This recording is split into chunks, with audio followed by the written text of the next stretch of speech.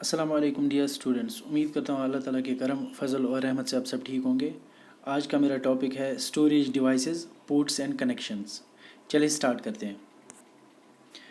पहले देखते हैं हम स्टोरेज डिवाइसेस क्या होती है। स्टोरेज जैसे आपको पता ही है कि स्टोरेज वो चीज़ होता है कंप्यूटर सिस्टम में या किसी भी चीज़ में या मोबाइल फ़ोन में जिसमें हम डेटा रख सकते हैं। अपना जितना भी डेटा होगा, चाहे फिर वो फोटोग्राफ्स हो, चाहे फिर वो वीडियोज़ हों, चाहे फिर वो म्यूज़िक हो या कोई और डॉक्यूमेंट फाइल हो, तो वो कितना हम डेटा, वो कितना हम स्टोर कर सकते हैं एक जगह, उसको स्टोरेज बोलते हैं। ठीक है, फिर चाहे वो कंप्यूटर हो या मोबाइल हो। ठीक। In order to transfer files from one computer to another, you need smaller storage devices which you can carry easily from one place to another. These storage devices are used to store digital information.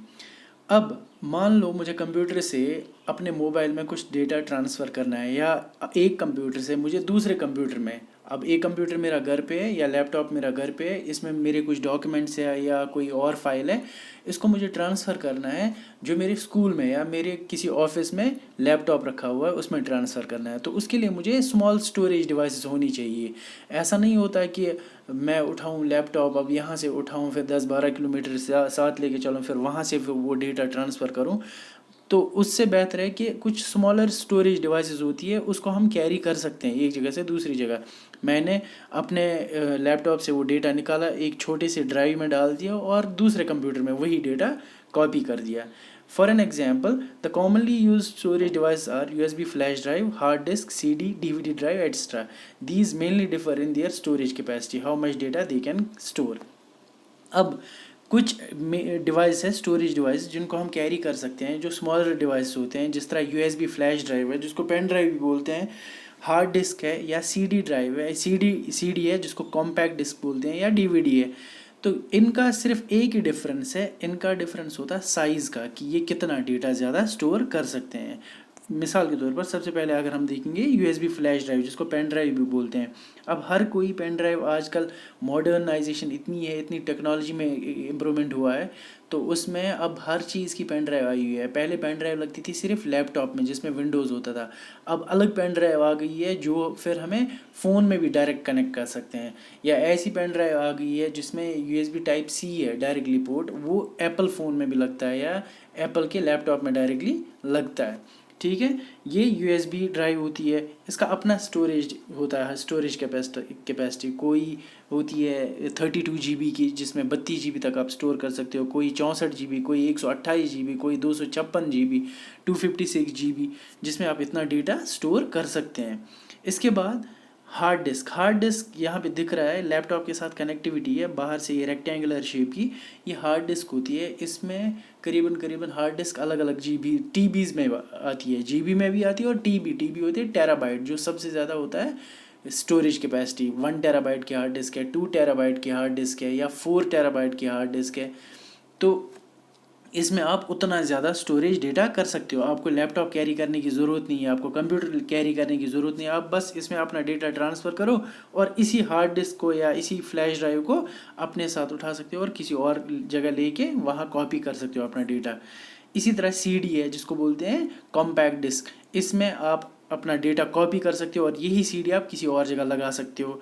ठीक है, अब CD और DVD में फ़र्क क्या है? दूसरी होती है DVD में और CD में क्या फ़र्क आता है? सिर्फ कैपेसिटी का। अब देखो CD में क्या है, CD में 700 MB फाइल स्टोर कर सकते हैं, इससे ज़्यादा हम नहीं कर सकते।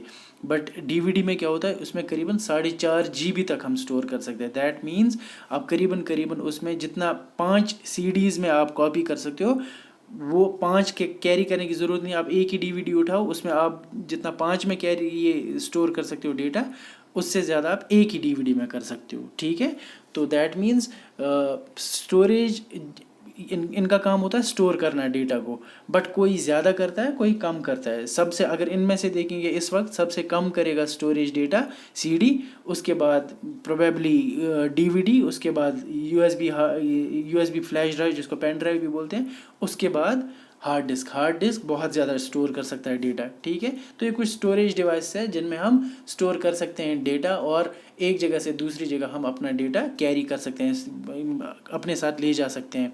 मिसाल के तौर पर मुझे दिल्ली जाना है तो मुझे लैपटॉप या कंप्यूटर उठाने की ज़रूरत नहीं है, मैं इन्हीं में से कोई स्टोरेज डिवाइस इस्तेमाल करूँगा, उसमें अपना डेटा कॉपी करूँगा और उसी को लेके चलूँगा, साथ अपने बैग में डाल के चलता बनूँगा। तो ये मेरे लिए एक मोबिलिटी का फैक्टर है कि मैं अपना डेटा कहीं भी कैरी कर सकता हूँ। वो किसकी वजह से पॉसिबल हो गया? इन्हीं स्टोरेज डिवाइस की वजह से। ठीक, इसके बाद आता है कि basic unit of data storage, कि इसका सबसे कम, जिस तरह हम बोलते हैं आपके फ़ोन में कितना मेमोरी है, स्टोरेज कितना है, तो वो बोलेगा मेरे फ़ोन में 64 GB स्टोरेज है, ठीक है, 64 GB तक मैं स्टोर कर सकता हूँ। तो उसका बेसिक सबसे कम यूनिट क्या है? सबसे कम, you may have heard of a computer with data storage capacity of 500 GB और 1 TB। आपने सुना होगा कोई बोलता है कि आपके लैपटॉप में कितना हार्ड डिस्क है या कितना कैपेसिटी है स्टोर करने की डेटा। कोई बोलता है मेरे में हार्ड डिस्क है 500 GB, कोई बोलता है 1 TB 1 टेराबाइट, ठीक है। What does that mean? इसका मतलब क्या होता है? Data is stored in the form of bits and bytes. आपको हमेशा ये ध्यान रखना चाहिए कि जो भी डेटा होता है वो हमेशा स्टोर रहता है बिट्स एंड बाइट्स में। बिट क्या होता है? ये बाइनरी डिजिट है। बाइनरी मतलब होते हैं दो डिजिट, डिजिट 0 से स्टार्ट हो रहे हैं और रिप्रेजेंटेड बाई किससे? 0 और 1, क्योंकि ये कोडिंग होती है, जो कंप्यूटर लैंग्वेज होती है, जो ये हमारा डेटा होता है, यह किस में कोड होता है? 0-1 डिजिट्स में। तो ये हमें इस वक्त समझना नहीं है, जो आगे जाके इंशाल्लाह ताला आप में से कोई कंप्यूटर साइंस लेगा उसको ये कंप्यूटर लैंग्वेज का, ये बाइनरी डिजिट्स के बारे में आगे जाके पढ़ना होगा। इस वक्त आपको इसकी ज़रूरत नहीं है। बस ये समझ लो कि कंप्यूटर की जो लैंग्वेज है वो बाइनरी डिजिट में होता है, स्टोरेज जो होती है वो बाइनरी डिजिट्स में होता है, 0 और 1। तो ये स्मॉलेस्ट डिजिट है कौन सा? वो होता है बिट। बिट सबसे ज़्यादा कम स्टोरेज, सबसे कम स्टोरेज में होता है बिट, ठीक है। अब ये कह सकते हो 8 bits combined together form A byte.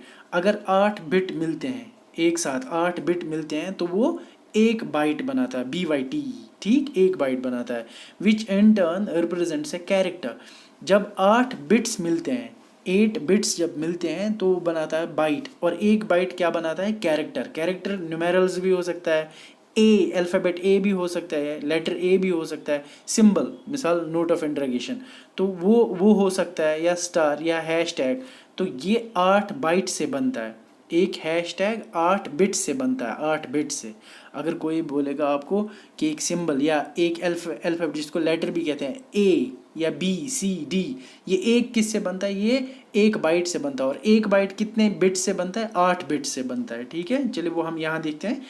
8 bits make a byte, 8 bits मिल के एक बाइट बनाते हैं। दैट मीन्स 8 बिट जब मिलेंगे तभी एक कैरेक्टर बनेगा, न्यूमेरल बनेगा, लेटर बनेगा या सिंबल बनेगा। जब 1024 बाइट्स मिलेंगे तो एक KB बनता है, किलो बाइट बनता है, ठीक है। जब 1024 KB मिलते हैं तब एक मेगाबाइट बनाता है, या MB जिसको बोलते हैं, इसमें 500 MB की फाइल है, ठीक है। 1 मेगाबाइट बनाता है कितने किलो बाइट्स? 1024 किलो बाइट्स, ये याद रखना। 1024 मेगाबाइट्स मिल के एक गीगाबाइट बनाता है, जिसको बोलते हैं GB, 1 GB। 1024 MBs मिल के बनाते हैं एक GB बनाता है। 124 गीगाबाइट्स मिल के 1 टेराबाइट बनाते हैं, ठीक है। तो ये जितना ज़्यादा मिलता है तो उतना ज़्यादा कैपेसिटी भी बनती है स्टोरेज की। तो ये सिंपली आप ये कह सकते हो, more the number of bytes larger and more number of files can be stored. जितने ज़्यादा बाइट्स होंगे उतना ज़्यादा फाइल्स हम स्टोर कर सकते हैं। मिसाल 1 टेराबाइट अगर इसी तरह से 1024 टेराबाइट जब मिलते हैं तो एक पेंटाबाइट बनाता है, तो और ज़्यादा डेटा हम स्टोर कर सकते हैं। इसी तरह से जितने ज़्यादा बाइट्स मिलेंगे उतना ज़्यादा हम डेटा स्टोर कर सकते हैं। समझ आया? अगर आपको कोई भी बोलेगा कि बिट सबसे smallest basic unit of storage क्या होता है? वो होता है बिट। जब 8 बिट मिलते हैं तो एक बाइट बनाता है, और उसी एक बाइट से एक कैरेक्टर बनता है, सिंबल बनता है या लेटर बनता है, ठीक है, या डिजिट 1 बनता है, 2 बनता है, 3 बनता है, सिर्फ एक, ठीक, बनता है। किससे? 8 बिट से मिलके एक बाइट बनाता है, और वो बाइट कैरेक्टर बनाता है। जब 1024 बाइट्स मिलते हैं वो 1 किलो बाइट बनाता है, KB बनाता है। जब 1024 KB मिलते हैं तो वो 1 MB बनाता है। जब 1024 MB मिलते हैं तो वो 1 GB बनाता है। जब 1024 GB मिलते हैं तो वो 1 TB बनाते हैं, ठीक है। इसके बाद पोर्ट्स एंड कनेक्शंस हम देखते हैं। There are several types of ports that we can use to connect a computer to an external device and networks. These are, तो पोर्ट्स एंड कनेक्शंस ये होते हैं कि आपके लैपटॉप में या आपके कंप्यूटर में कितने जगह जहाँ से हम कंप्यूटर को कनेक्ट कर सकते हैं एक्सटर्नल डिवाइसेस से, फिर चाहे वो नेटवर्क हो, जिस तरह लैन केबल होती है जिसमें हम नेट चलाते हैं, लैंडलाइन से जो नेट कनेक्शन आता है, या फिर वो आपके पेन ड्राइव का पोर्ट हो, चाहे फिर वो किसी और चीज़ का पोर्ट हो जहाँ से हम कंप्यूटर को एक्सटर्नल डिवाइस के साथ कनेक्ट करते हैं। मिसाल के तौर पर माउस को कैसे कंप्यूटर में कनेक्ट करते हैं, उसका अपना एक पोर्ट होता है, या कीबोर्ड का अपना पोर्ट होता है, या फिर प्रोजेक्टर का अपना पोर्ट होता है। ठीक है, तो वो हम देखते हैं इसमें पोर्ट्स एंड कनेक्शंस में। सबसे पहला पोर्ट क्या होता है, वो होता है, उसको बोलते हैं यूएसबी पोर्ट या यूनिवर्सल सीरियल बस पोर्ट। हाँ ठीक, it connects peripheral devices such as mouse और ए कीबोर्ड और a printer to a computer using the cable. इस पोर्ट का क्या काम रहता है, जिस तरह मैं यहाँ एक इमेज दिखाऊंगा आपको, जो ये पोर्ट्स है इनका क्या काम रहता है, ये पेरिफेरल डिवाइसेस कनेक्ट करते हैं, जो साइड के डिवाइस जो इस लैपटॉप के साथ कनेक्टेड होते हैं या कंप्यूटर के साथ कनेक्टेड होते हैं, जिस तरह माउस है, कीबोर्ड है, प्रिंटर है, तो वो केबल के थ्रू इन्हीं यूएसबी पोर्ट्स के साथ कनेक्ट होते हैं लैपटॉप में या कंप्यूटर सिस्टम में। ठीक है, तो एक पोर्ट हो गया यूनिवर्सल सीरियल बस पोर्ट या यूएसबी पोर्ट कह सकते हो। अब यहाँ दो पोर्ट एक जैसे हैं, इस इमेज में अगर आप देखेंगे दो पोर्ट एक जैसे हैं, इनको बोलते हैं यूएसबी ए पोर्ट, जिसमें आप माउस या कीबोर्ड को कनेक्ट कर सकते हैं। और एक पोर्ट अलग है, इसको बोलते हैं USB B type port, B type. एक होता है ए टाइप, दूसरा होता है बी टाइप। बी टाइप में आप कंप्यूटर मोस्टली कनेक्ट करते हैं, ये प्रिंटर कनेक्ट करते हैं। ठीक है, इसके बाद डिस्प्ले पोर्ट। डिस्प्ले का मतलब ये होता है कि आप कुछ मॉनिटर पे दिखाने जा रहे हो। इट कनेक्ट्स द मॉनिटर और any display unit to the computer using the cable. These can be different types like video graphics array, जिसको बोलते हैं VGA cable, and high definition multimedia interface या HDMI port, depending on the requirement. अब यहाँ पे आपको दिख रहा है रेड सर्कल में एचडीएमआई पोर्ट है और येलो सर्कल में जो ये होल्स जिसमें बने गए हैं, तो ये वीजीए पोर्ट है, जिसको बोलते हैं वीडियो ग्राफिक्स एरे। अब दोनों का क्या काम रहता है, जब हम इसको कनेक्ट करते हैं एक्सटर्नल डिवाइस से, जिस तरह प्रोजेक्टर के साथ कनेक्ट करते हैं, तो जो कंप्यूटर का स्क्रीन होता है, लैपटॉप का स्क्रीन होता है, वो हमें प्रोजेक्टर पे दिखाई देता है, जिस तरह आपने आईसीटी लैब में देखा होगा। तो अब दोनों का डिफरेंस क्या है, दोनों का डिफरेंस होता है सिर्फ क्लैरिटी। अब वीजीए पोर्ट क्या होता है, वीजीए पोर्ट पे भी आप देख सकते हो प्रोजेक्टर पे, बट उतना ज़्यादा क्लियर इमेज नहीं आता है जितना एचडीएमआई के थ्रू। एचडीएमआई के through crisp and clear image आती है, बहुत ही ज़्यादा नीट एंड क्लीन इमेज आती है, किससे, एचडीएमआई पोर्ट से। तभी इसको बोलते हैं हाई डेफिनेशन मल्टीमीडिया इंटरफेस।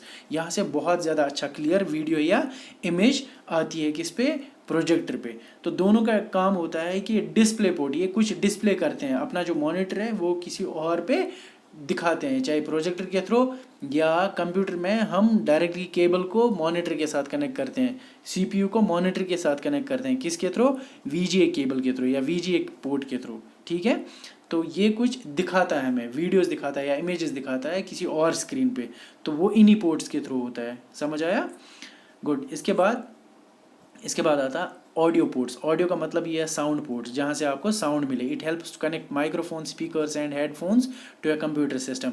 ये जो आपको इमेज पे दिख रहे हैं रेड पोर्ट और दूसरा वो थोड़ा सा लाइट ग्रीन पोर्ट, दोनों का क्या काम रहता है, एक से हम आवाज़ सुनते हैं, दूसरे से हम यहाँ से माइक पे बोल सकते हैं। तो दोनों ही ऑडियो पोर्ट्स है, या तो आवाज़ आप देंगे यहाँ से सिस्टम को, या तो वहाँ से आपको आवाज़ आएगी। इन पोर्ट्स के थ्रू आप स्पीकर्स को कनेक्ट कर सकते हैं, हेडफोन्स को कनेक्ट कर सकते हैं, या माइक्रोफोन होता है माइक के साथ जिस पे आप बात करते हो। ठीक है, वो इन पोर्ट्स के थ्रू आप कनेक्ट कर सकते हैं। इसके बाद आता है Ethernet port. It is use for connecting this system to a high speed internet cable.